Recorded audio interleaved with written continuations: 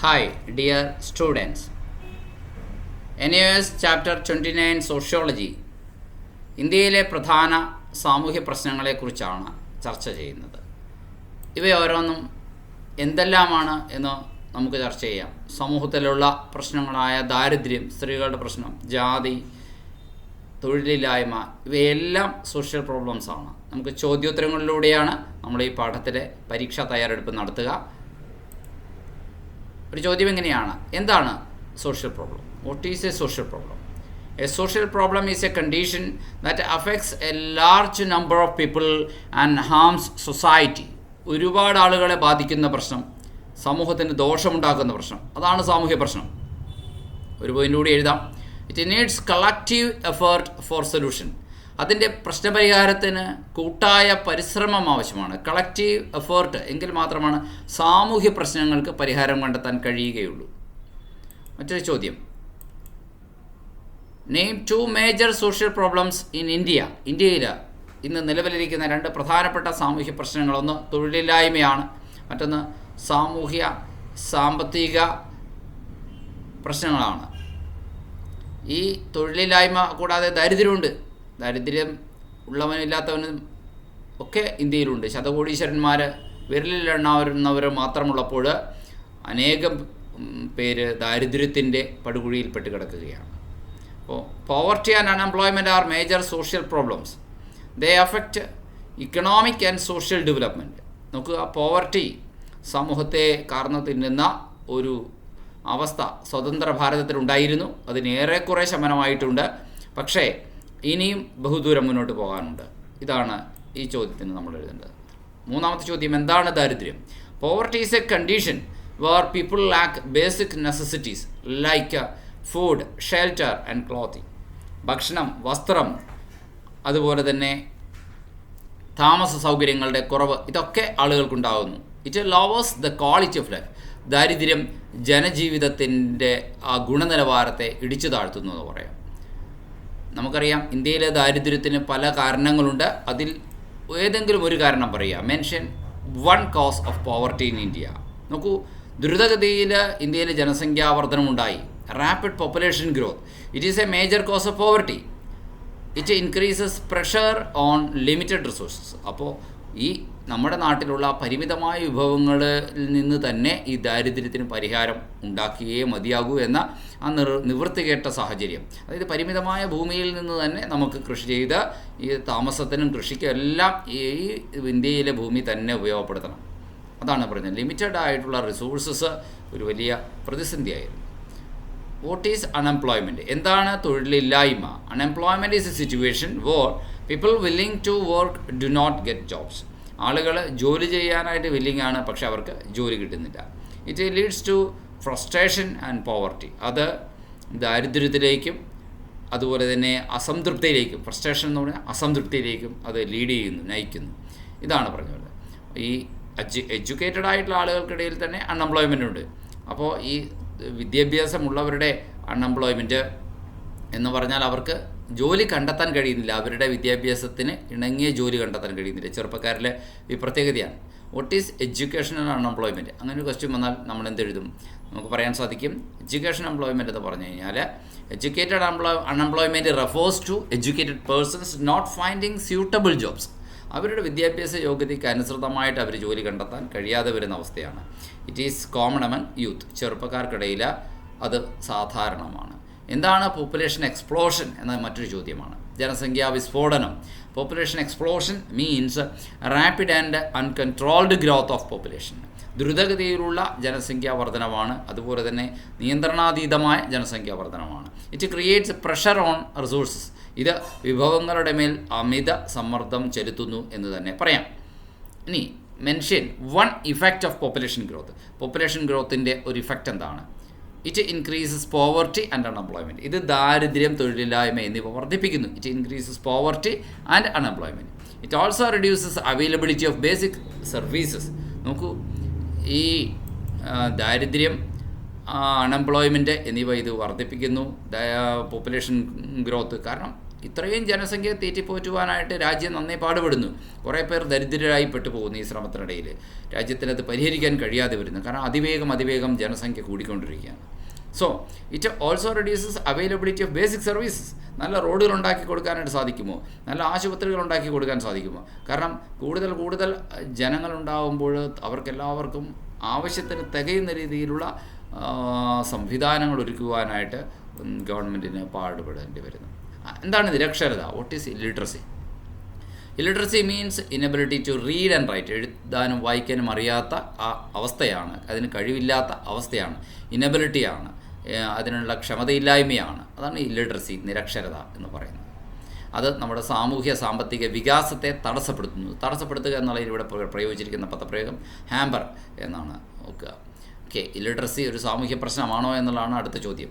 Y illiteracy a social problem? അതെ, എന്തുകൊണ്ട്? Illiteracy limits awareness and job opportunities. നോക്കുക, നിരക്ഷരതയുള്ള സമൂഹത്തിൽ നമുക്ക് പല കാര്യങ്ങളെക്കുറിച്ച് ജനങ്ങളെ ബോധവൽക്കരിക്കാൻ ബുദ്ധിമുട്ടുണ്ടാകുന്നു. തൊഴിലവസരങ്ങൾ നന്നായിട്ട് കുറയുന്നു. കാരണം എഴുത്തും വായനയും അറിയാൻ പാടില്ലാത്ത ആളുകളായതുകൊണ്ട് അവർക്ക് പല ജോലികളിലും പ്രവേശിക്കാൻ പറ്റാതെ വരുന്നു. നമുക്ക് വിദേശത്തോ എവിടെയെങ്കിലും പോയി ആഗോളവൽക്കരണത്തിൻ്റെ കാലഘട്ടത്തിൽ നമുക്ക് ജോലി ചെയ്ത് പണമുണ്ടാക്കാം. പക്ഷേ അതിനൊന്നും അവർക്ക് സാധിക്കാതെ വരുന്നു. അപ്പോൾ ഇല്ലിറ്ററസി, നിരക്ഷരത, it leads to poverty and exploitation. ദാരിദ്ര്യത്തിലേക്ക് നയിക്കുന്നു. എഴുത്തും വായനയും ഇല്ലാത്തവരെ ദരിദ്രരായി ജീവിക്കേണ്ടി വരുന്നു. അവരെ ചൂഷണം ചെയ്യുന്ന ധാരാളം ആളുകൾ ലോകത്തിലുണ്ടാവുകയും ചെയ്യുന്നു എന്നുള്ളതാണ്. ഇനി എന്താണ് കാസ്റ്റ് സിസ്റ്റം എന്നുകൊണ്ട് ഉദ്ദേശിക്കുന്നത്? കാസ്റ്റ് സിസ്റ്റം എന്നതുകൊണ്ട് ഉദ്ദേശിക്കുന്നത് is A traditional social hierarchy based on birth. അത് ജനിച്ചതിൻ്റെ അടിസ്ഥാനത്തിൽ, ജന്മം കൊണ്ട് അയാൾ ഏത് ജാതിയിൽപ്പെട്ടു എന്ന് തീരുമാനിക്കുന്നതാണ്. അതിൻ്റെ അടിസ്ഥാനത്തിൽ സമൂഹത്തിലെ ഹൈറാർക്കി എന്ന് പറഞ്ഞാൽ തട്ടായിട്ടുള്ള ശ്രേണിയാണ്. ബ്രാഹ്മണ, ക്ഷത്രിയ, വൈശ്യ, ശൂദ്ര എന്നിങ്ങനെ 4 തട്ടുകളാണ് വർണ്ണങ്ങളുടെ അടിസ്ഥാനത്തിൽ ഇന്ത്യയിലുള്ളത്. എന്നാൽ ആ 4 വർണ്ണങ്ങളല്ലാണ്ട് 3000-ഓളം തന്നെ വ്യത്യസ്ത ജാതികളുണ്ട്. ചിലത് മുകളിൽ, ചിലത് താഴെ, അങ്ങനെയൊക്കെ ഉണ്ട്. മുകളിലുള്ളവർക്ക് താഴെയുള്ളവരുടെ മേൽ ആധിപത്യമുണ്ട് എന്നും താഴെയുള്ളവർ മുകളിലുള്ളവരുടെ ആജ്ഞ അനുസരിച്ച് ഒതുങ്ങി ജീവിക്കാൻ കടപ്പെട്ടിരിക്കുന്നു എന്നുമൊക്കെയുള്ള വിശ്വാസങ്ങൾ ഇന്ത്യ പോലുള്ള രാജ്യത്തുണ്ട് എന്നുള്ളതാണ്. ഇത് ജാതി സമ്പ്രദായമാണ്. It divides society into unequal groups. Portuguese വാക്കായിട്ടുള്ള കാസ്റ്റ എന്ന വാക്കിൽ നിന്നാണ് കാസ്റ്റ് എന്ന വാക്ക് ഇവിടെ ഉണ്ടായത്. അതിൻ്റെ അർത്ഥം പോർച്ചുഗീസുകാരാണ് ഇവിടെ കൊണ്ടുവന്നത്. സ്പാനിഷ് വാക്കാണ് കാസ്റ്റ. അതിൻ്റെ അർത്ഥം ഈ പറഞ്ഞതുപോലെ വ്യത്യസ്തമായ വിഭാഗം എന്നൊക്കെയാണ്. ഇനി മറ്റൊരു ചോദ്യം, എന്താണ് ജാതി വിവേചനം എന്ന് പറയുന്നത്? കാസ്റ്റ് ഡിസ്ക്രിമിനേഷൻ എന്ന് പറയുന്നത്. കാസ്റ്റ് ഡിസ്ക്രിമിനേഷൻ എന്ന് പറഞ്ഞു കഴിഞ്ഞാൽ ജാതിയുടെ പേരിൽ അൺഈക്വലായ ട്രീറ്റ്മെൻറ്റാണ്. അതായത് തുല്യമല്ലാത്ത പെരുമാറ്റവും വിവേചനവുമാണ്. അതായത് ജാതിയുടെ ബേസിലാണ്, കാസ്റ്റിൻ്റെ ബേസിൽ അൺഈക്വൽ ട്രീറ്റ്മെൻറ്റ്. അതാണ് caste discrimination. It violates equality and human rights. അത് മനുഷ്യാവകാശങ്ങളെ ലംഘിക്കുന്നു. അതുപോലെ തന്നെ സമത്വം എന്ന ചിന്തയെ നശിപ്പിക്കുന്നു. ഈക്വാലിറ്റി, ജാതി, ഉയർന്ന ജാതി, താഴ്ന്ന ജാതി എന്നിങ്ങനെയൊക്കെ അസമത്വങ്ങളുടെ ഒരു പരമ്പര തന്നെ ഇത് സൃഷ്ടിക്കുന്നു. അപ്പോൾ കാസ്റ്റ് ഡിസ്ക്രിമിനേഷൻ എന്നാണ് നമ്മൾ പറയുന്നത്. ഇതിൻ്റെ ഭാഗമായിട്ടാണ് ഇന്ത്യയിൽ തൊട്ടുകൂടായ്മയും തീണ്ടിക്കൂടായ്മയും അൺടച്ചബിലിറ്റിയൊക്കെ ഉണ്ടായിരുന്നു. എന്താണ് അൺടച്ചബിലിറ്റി എന്ന് നമുക്ക് നോക്കാം. അൺടച്ചബിലിറ്റി എന്ന് പറഞ്ഞാൽ is the practice of treating some caste as impure. ചില ജാതികൾ അശുദ്ധ ജാതികളായിട്ട് നമ്മൾ കണ്ടു. It is a punishable offence under Indian law. നോക്കൂ, ഇന്ന് തൊട്ടുകൂടായ്മ അങ്ങനെയുള്ള ആചാരങ്ങൾ ചെയ്താൽ ഇന്ത്യയിലെ ആധുനിക ഭാരതത്തിൻ്റെ ഭരണഘടന അനുസരിച്ച് കുറ്റമാണ്, ശിക്ഷാർഹമാണ് എന്നുള്ളതാണ് പറഞ്ഞത്. അത് ഇന്ത്യയുടെ ഭരണഘടനയിലെ കോൺസ്റ്റിറ്റ്യൂഷനിലെ ആർട്ടിക്കിൾ 17 കൃത്യമായി പറയുന്നുണ്ട്. ചോദ്യം വരാം, ഏത് ആർട്ടിക്കിളിലാണ് അൺടച്ചബിലിറ്റി അബോളിഷ് ചെയ്തിരിക്കുന്നത്? Article 17 abolishes untouchability. It guarantees social equality. അത് സാമൂഹ്യ അസമത്വം ഉറപ്പ് നൽകുന്നു. ആർട്ടിക്കിൾ 17 ഇന്ത്യയുടെ ഭരണഘടനയിലെ സമത്വത്തിനുള്ള അവകാശങ്ങൾ എന്ന് പറയുന്ന ഫണ്ടമെൻ്റൽ റൈറ്റ് നമ്മൾ പഠിക്കുന്നുണ്ട് പൊളിറ്റിക്കൽ സയൻസിൽ. അപ്പോൾ ഫണ്ടമെൻ്റൽ റൈറ്റ്സ് 6 അതിൽ ആദ്യം തന്നെ സമത്വമാണ്, ഈക്വാലിറ്റിയാണ്. അത് കഴിഞ്ഞിട്ടാണ് ഫ്രീഡം പോലും പറയുന്നത്. ആ ഈക്വാലിറ്റിയുടെ പോയിൻ്റായിട്ട് ആർട്ടിക്കിൾ 17 അൺടച്ചബിലിറ്റി അബോളിഷ് ചെയ്തിരിക്കുന്നു. ടൈറ്റിലുകളെല്ലാം എടുത്തു മാറ്റിയിരിക്കുന്നു എന്നൊക്കെയുള്ള കാര്യങ്ങൾ പറയുന്ന ഭാഗത്ത് നമ്മളിത് പഠിക്കുന്നുണ്ട്. What is social inequality? അപ്പോൾ സമൂഹത്തിൽ അസമത്വം ഉണ്ടാവുക എന്ന് പറഞ്ഞാൽ എന്താണ് എന്ന് നോക്കട്ടെ. സോഷ്യൽ ഇനീക്വാലിറ്റി എന്ന് പറഞ്ഞാൽ സമ്പത്തിൻ്റെയും അവസരങ്ങളുടെയും ഒക്കെ തുല്യമല്ലാത്ത വിതരണമാണ് സാമൂഹ്യ അസമത്വം എന്ന് പറയുന്നത്. ചില ആൾക്കാരുടെ കയ്യിൽ ഒരുപാട് ഭൂമിയും സ്വത്തും കാര്യങ്ങളുമൊക്കെ, ചില ആൾക്കാർക്ക് ഒന്ന് തലചായ്ക്കാൻ പോലും ഇടമില്ല, പണമില്ല, ഒരു നേരം ഭക്ഷണം കഴിക്കാൻ. ഇത് സാമൂഹ്യ അസമത്വമാണ്. ഇത് തൊഴിലവസരങ്ങളുടെ കാര്യത്തിൽ പറയുമ്പോൾ ചില ആൾക്കാർക്ക് ധാരാളം അവസരങ്ങളുണ്ട്, ചില ആൾക്കാർക്ക് ജീവിതത്തിൽ രക്ഷപ്പെട്ട് മുന്നേറുവാനായിട്ട് അവസരങ്ങൾ കുറവ്. ഇതൊക്കെ എന്താണ് സോഷ്യൽ ഇനീക്വാലിറ്റിയുടെ ഭാഗമാണ്. It creates social divisions. ഇത് സാമൂഹികമായിട്ടുള്ള വേർതിരിവുകളെ സൃഷ്ടിക്കുന്നു എന്നുള്ളതാണ് പറഞ്ഞു വരുന്നത്. എന്താണ് ജെൻഡർ ഇനീക്വാലിറ്റി? ലിംഗപരമായിട്ടുള്ള അസമത്വം എന്താണ്? Gender inequality means unequal treatment of men and woman. സ്ത്രീയെയും പുരുഷനെയും തുല്യമല്ലാതെ കരുതുന്ന ചിന്താഗതിയാണ് unequal treatment of men and woman ആണ് ലിംഗ അസമത്വം അല്ലെങ്കിൽ ജെൻഡർ ഇനീക്വാലിറ്റി എന്ന് പറയുന്നത്.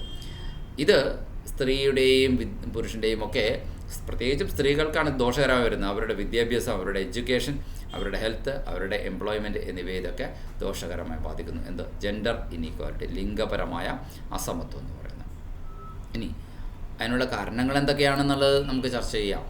Main causes of gender inequality എന്തൊക്കെയാണെന്ന്, എന്തുകൊണ്ട് ലിംഗ അസമത്വം ഉണ്ടാകുന്നു? ഒന്ന്, patriarchal structure of Indian society. അതാണ് ഒരു പ്രധാനപ്പെട്ട കാരണം. ഇന്ത്യൻ സമൂഹം എന്ന് പറയുന്നത് പിതൃമേധാവിത്വ സമൂഹമാണ്, പുരുഷ കേന്ദ്രീകൃത പുരുഷ മേധാവിത്വ സമൂഹമാണ്. അതാണ് പാട്രിയാർക്കൽ സോഷ്യൽ സ്ട്രക്ചറാണ് ഇന്ത്യയിൽ ഇതിലുള്ളത്. അതായത് കല്യാണം കഴിഞ്ഞ് അച്ഛൻ്റെ വീട്ടിലേക്കാണ് വധുവും വരനും ഒക്കെ പോകുന്നത്. പിന്നെ സ്ത്രീ സ്വന്തം വീട്ടിൽ നിൽക്കുന്നില്ല. പിന്നെ ആ ഭർത്താവിൻ്റെ വീട്ടുകാർ പറയുന്നതും ഭർത്താവ് പറയുന്നതും അനുസരിച്ച് ജീവിക്കാൻ വിധിക്കപ്പെടുക. ഇത് പാട്രിയാർക്കൽ സൊസൈറ്റിയാണ് ഇന്ത്യയിൽ. It favours males over females. അത് മെയിൽ ആയിട്ടുള്ള സിറ്റിസൺസിന് ഫീമെയിൽ സിറ്റിസൺസിനേക്കാൾ കൂടുതൽ നല്ല അവകാശങ്ങൾ നൽകുന്നു. അത് മെയിലിന് ഫേവറായിട്ടുള്ള സൊസൈറ്റിയാണ് ഇന്ത്യയിൽ നിലനിൽക്കുന്നത് എന്ന് ചുരുക്കാം. ഇനി എന്താണ് ഈ പെൺ ശിശുഹത്യ, ഫീമെയിൽ ഫീറ്റിസൈഡ് എന്ന് പറഞ്ഞാൽ എന്താണ്? പെൺ ശിശുഹത്യ, female foeticide is the killing of female foetus. Female ഫീറ്റസിനെ കൊല്ലുന്ന, അതായത് പെൺ ശിശുവിൻ്റെ ഭ്രൂണത്തെ അമ്മയുടെ ഉദരത്തിൽ വെച്ച് തന്നെ കൊന്നുകളയുന്ന ഏർപ്പാടാണ്.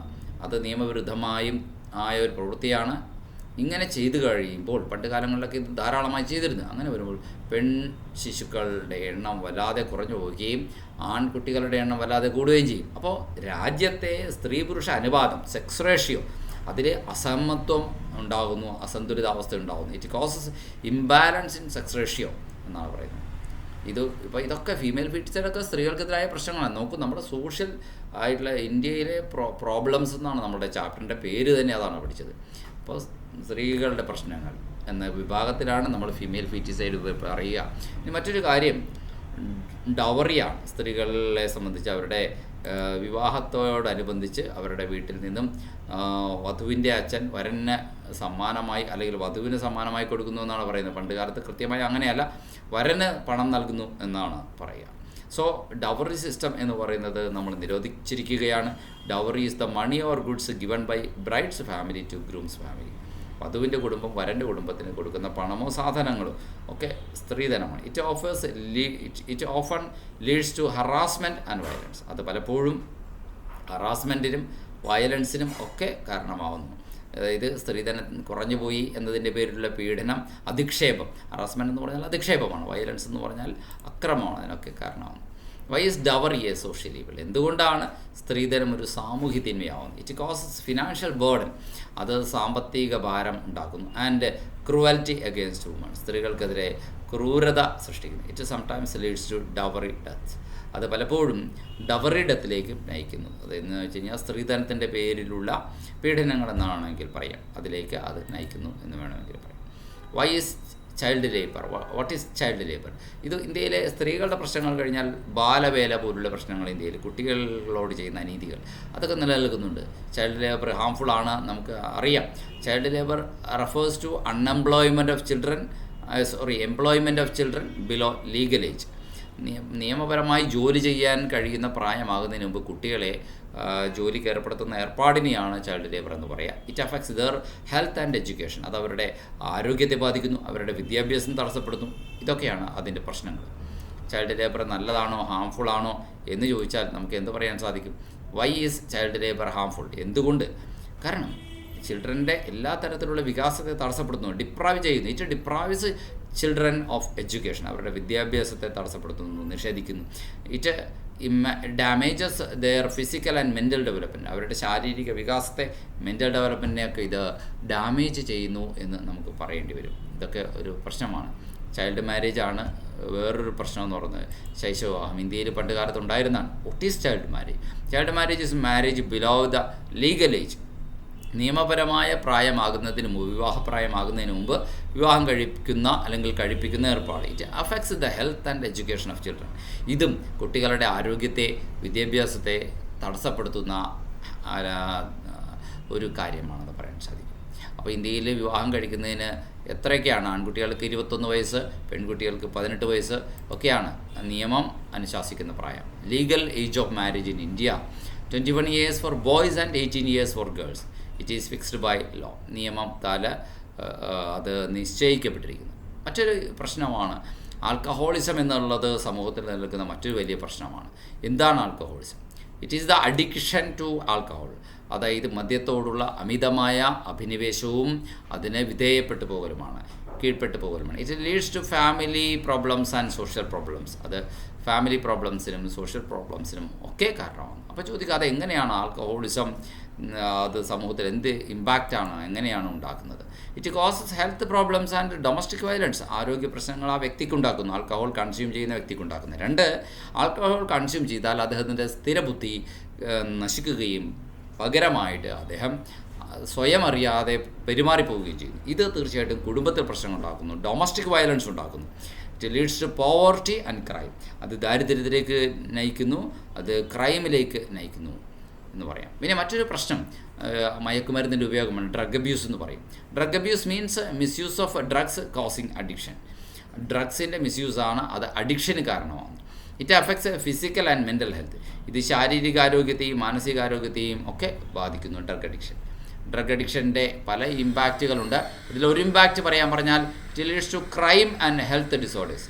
അത് ഡ്രഗ് അഡിക്റ്റുകൾ എത്രയോ കുറ്റകൃത്യങ്ങളിൽ ഏർപ്പെടുന്നു, അല്ലെങ്കിൽ ഡ്രഗ് വാങ്ങാൻ വേണ്ടി, പണമുണ്ടാക്കാൻ വേണ്ടി തന്നെ വീണ്ടും അവർ സുബോധമില്ലാതെ ഭ്രാന്തമായി പോയി കുറ്റകൃത്യങ്ങൾ ചെയ്യുന്നു, ഹെൽത്ത് ഡിസോർഡേഴ്സ് ഉണ്ടാക്കുന്നു. ഇതൊക്കെ വേറൊരു പ്രശ്നമാണ്. ഒരു മയക്കുമരുന്നിന് ഒരിക്കൽ അടിമപ്പെട്ട വ്യക്തി എന്നേക്കുമായി അയാളുടെ മാനസികവും ശാരീരികവുമായ ആരോഗ്യം നശിപ്പിക്കുകയാണ് ചെയ്യുന്നത്. It destroys family life. അത് കുടുംബജീവിതത്തെ തകർക്കുന്നു.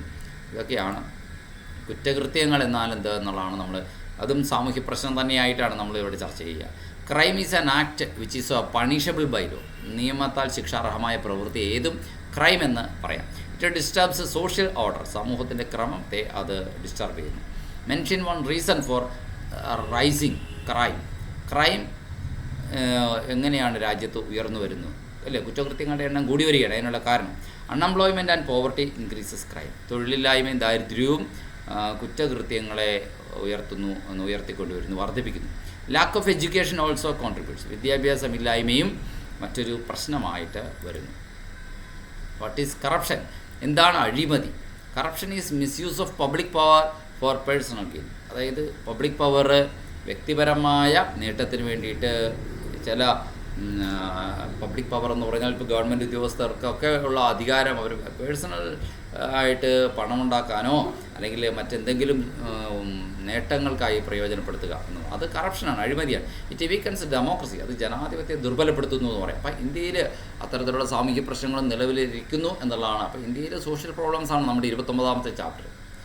How does corruption affect society? അഴിമതി എങ്ങനെയാണ് സമൂഹത്തെ ബാധിക്കുന്നത് എന്നുള്ളതാണ് നമ്മൾ ചോദിക്കുന്നത്. നമുക്കറിയാം, രാജ്യത്തിൻ്റെ വികാസത്തെ തടസ്സപ്പെടുത്തുന്നു, അസമത്വങ്ങൾ സമൂഹത്തിൽ സൃഷ്ടിക്കുന്നു, ഇതൊക്കെയാണ്. It slows down the development of the country and increases inequality. അത് അസമത്വത്തെ വർദ്ധിപ്പിക്കുന്നു. It reduces public trust. പൊതുജനങ്ങൾക്കുള്ള വിശ്വാസത്തെ അത് കുറയ്ക്കുന്നു. എന്താണ് വർഗീയ ലഹള? കമ്മ്യൂണലിസം അല്ലെങ്കിൽ വർഗീയത എന്ന് പറയുന്നത്. Communalism is loyalty to one's religious group over national unity. രാജ്യത്തിൻ്റെ ഐക്യത്തെയും തകർക്കുന്ന രീതിയിൽ സ്വന്തം മതത്തോടുള്ള വിശ്വാസവും വിശ്വസ്തതയും കൂറും അമിതമാകുമ്പോഴാണ് അത് വർഗീയതയെന്ന് നമ്മളതിനെ പേര് വിളിക്കുക, കമ്മ്യൂണലിസം എന്ന് പറയാം. It creates hatred and violence. അത് വെറുപ്പിനും അത് അക്രമത്തിനും കാരണമാകുന്നു എന്നുള്ളതാണ്. What are communal riots? മതലഹളകൾ എന്താണ്? കമ്മ്യൂണൽ റയറ്റ് എന്ന് പറഞ്ഞു കഴിഞ്ഞാൽ എന്താണ്? Violent clashes between religious communities. മതസമൂഹങ്ങൾ തമ്മിലുള്ള വളരെ അക്രമാസക്തമായിട്ടുള്ള സംഘർഷങ്ങളെയാണ് കമ്മ്യൂണൽ റയറ്റ് എന്ന് പറയുന്നത്. സ്വതന്ത്രാനന്തര ഭാരതത്തിൽ ഇന്ത്യ പാക് പാർട്ടീഷനോടനുബന്ധിച്ച ഇത്തരത്തിൽ ഒത്തിരി കമ്മ്യൂണൽ റയറ്റുകളും ഒത്തിരി പേരുടെ ജീവൻ ചിന്തേണ്ടി വരുന്ന സാഹചര്യങ്ങളുമൊക്കെ ഉണ്ടായി. ദുഃഖകരമായ അത്തരം സാഹചര്യങ്ങൾ ഇന്നത്തെ ഭാരതത്തിൽ കുറഞ്ഞിരിക്കുന്നു എങ്കിൽ കൂടി അത് ഇപ്പോഴും നിലനിൽക്കുന്നു എന്നതൊരു വസ്തുതയാണ്.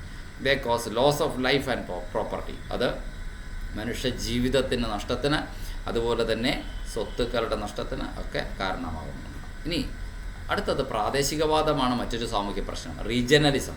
സ്ത്രീകളുടെ പ്രശ്നങ്ങൾ, ബാലവേല, അതുപോലെ തന്നെ സ്ത്രീധന സമ്പ്രദായം, ഗാർഹിക പീഡനം, ഇതൊക്കെ എന്താണ് സോഷ്യൽ പ്രോബ്ലംസാണ്. തൊഴിലില്ലായ്മ, ദാരിദ്ര്യം, ഇതൊക്കെ സോഷ്യൽ പ്രോബ്ലംസാണ്. ഒപ്പം തന്നെ നമ്മൾ മതലഹളകൾ പറഞ്ഞു. ഇനി പ്രാദേശികവാദമാണ് പറയാനുള്ളത്, റീജിയണലിസം ഈസ് എക്സസീവ് അറ്റാച്ച്മെൻറ്റ്, അമിതമായ അറ്റാച്ച്മെൻറ്റാണ് ടു വൺസ് ഓൺ റീജിയൻ. സ്വന്തം മണ്ണിനോടും പ്രദേശത്തോടും അമിതമായ അഭിനിവേശം. It threatens national unity. അത് രാജ്യത്തിൻ്റെ അഖണ്ഡതയ്ക്കും ഐക്യത്തിനും അത് ഭീഷണി തന്നെയാണ് റീജിയണലിസം, പ്രാദേശികവാദം. അടുത്തത് ഭീകരവാദമാണ്, ടെററിസമാണ്. Terrorism is use of violence to create fear for political aims. രാഷ്ട്രീയ ലാഭങ്ങൾക്ക് വേണ്ടിയിട്ട് അക്രമം സൃഷ്ടിക്കുക, ജനങ്ങളുടെ മനസ്സിൽ ഭയം സൃഷ്ടിക്കുക. It threatens national security. അത് ദേശീയ സുരക്ഷയെ ദോഷകരമായി ബാധിക്കുന്നു. അടുത്ത ചോദ്യം, വാട്ട് ഈസ് സോഷ്യൽ ഡിസോർഗനൈസേഷൻ? സാമൂഹികമായിട്ടുള്ള വിഘടനം, ഭിന്നിപ്പ് എന്താണ്? It refers to the break down of social norms and values. അതായത് സാമൂഹിക നിയമങ്ങളെ കാറ്റിൽ പറത്തുക, സാമൂഹിക മൂല്യങ്ങൾ തകർക്കുക, ഇതൊക്കെയാണ് സോഷ്യൽ ഡിസോർഗനൈസേഷൻ എന്ന് പറയുന്നത്. It leads to crime and instability. അത് കുറ്റകൃത്യത്തിലേക്കും അരക്ഷിതാവസ്ഥയിലേക്കും പോകുന്നു. What is urbanisation? എന്താണ് നഗരവൽക്കരണം? Urbanisation is the growth of cities and migration from villages.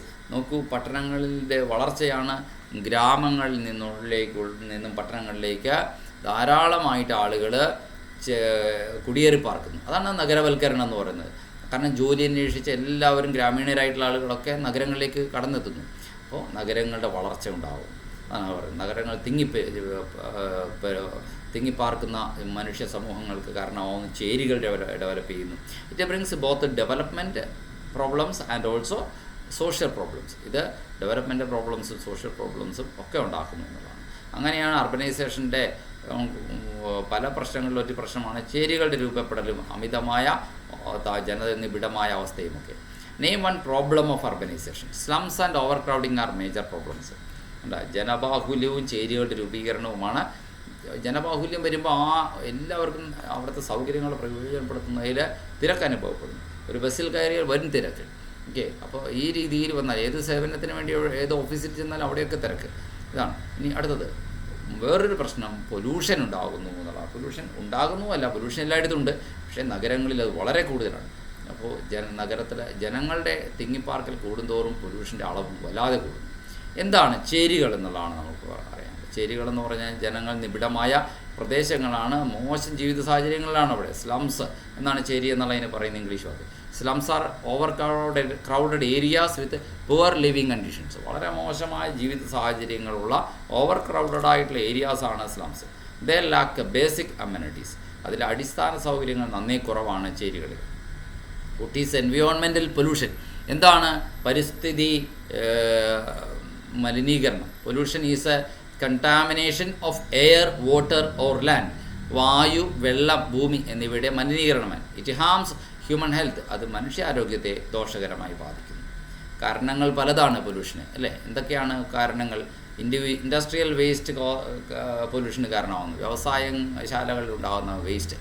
രണ്ടാമത്തെ കാരണം വെഹിക്കിൾ എമിഷൻസ് ഓൾസോ കോൺട്രിബ്യൂട്ട്. വാഹനങ്ങളിൽ നിന്ന് പുറത്തേക്ക് വമിക്കുന്ന പുകപടലങ്ങൾ, അതും കാർബൺ ഡൈ ഓക്സൈഡും കാർബൺ മോണോക്സൈഡും പോലുള്ള കാര്യങ്ങൾ. ഇനി അപ്പോൾ സാമൂഹ്യ പ്രശ്നങ്ങളെക്കുറിച്ച് ചർച്ച ചെയ്ത കൂട്ടത്തിൽ നമ്മൾ തൊഴിലില്ലായ്മയും നഗരവൽക്കരണവും ചേരികളുടെ രൂപീകരണവും പൊല്യൂഷനും ഒക്കെ നമ്മൾ പറഞ്ഞു. പോപ്പുലേഷൻ ഗ്രോത്ത് പൊല്യൂഷന് കാരണമാവുന്നു, അർബനൈസേഷന് കാരണമാവുന്നു ഒക്കെ പറഞ്ഞു. അടുത്തത് ഗാർഹിക പീഡനത്തെക്കുറിച്ചുള്ള ഒരു ചോദ്യമാണ്.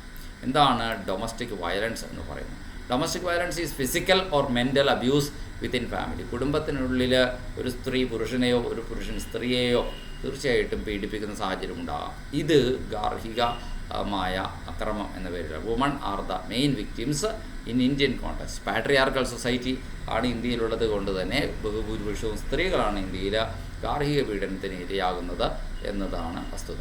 What is juvenile delinquency? എന്താണ് ജുവനൈൽ ഡെലിങ്കൻസി എന്ന് പറയുന്നത്? അതായത് കൗമാര കുറ്റകൃത്യങ്ങൾ എന്നാണ് നമ്മളതിനെ വിളിക്കുന്നത്. It refers to criminal behaviour among minors. മൈനറായിട്ടുള്ള ആൾക്കാർ ചെയ്യുന്ന കുറ്റകൃത്യങ്ങളാണ്, ക്രിമിനൽ സ്വഭാവങ്ങളാണ്. It is caused by broken families. നോക്കൂ, തകർന്ന കുടുംബങ്ങളിൽ ജുവനൈൽ ഡെലിങ്കൻസി ഉണ്ടാകും. ആൻഡ് ബാഡ് കമ്പനി, ചീത്ത കൂട്ടുകെട്ടിലൂടെയും ജുവനൈൽ ഡെലിങ്കൻസി ഉണ്ടാകും. What is migration? എന്താണ് migration? Migration is movement of people from one place to another. ആളുകൾ ഒരു സ്ഥലത്ത് നിന്ന് മറ്റൊരു സ്ഥലത്തേക്ക് സഞ്ചരിക്കുന്നതാണ് migration. It may be rural to urban or interstate. ഗ്രാമങ്ങളിൽ നിന്ന് നഗരങ്ങളിലേക്കോ അല്ലെങ്കിൽ ഒരു സംസ്ഥാനത്ത് നിന്ന് മറ്റു സംസ്ഥാനത്തേക്കോ ഉള്ള പലായനം ആകാം. മൈഗ്രേഷൻ കൊണ്ട് പല പ്രശ്നങ്ങളുണ്ടാകാറുണ്ട്. അവയാണ് നമ്മൾ ചർച്ച ചെയ്യുന്നത്. It increases urban unemployment. ഗ്രാമങ്ങളിൽ നിന്ന് നഗരങ്ങളിലേക്ക് തൊഴിൽ തേടി ചെല്ലുമ്പോൾ നഗരങ്ങളിൽ എല്ലാവർക്കും തിങ്ങിപ്പാർക്കുന്ന സാഹചര്യം ഉണ്ടാകുമ്പോൾ തൊഴിലന്വേഷകരുടെ എണ്ണം കൂടുമ്പോൾ തീർച്ചയായിട്ടും നഗരങ്ങളിൽ തൊഴിൽ രാഹിത്യം എന്ന പ്രശ്നം ഉണ്ടാകുന്നു, അർബൻ അൺഎംപ്ലോയ്മെൻറ്റ്. രണ്ടാമത്, ഇറ്റ് ക്രിയേറ്റ്സ് ഹൗസിംഗ് പ്രോബ്ലംസ്.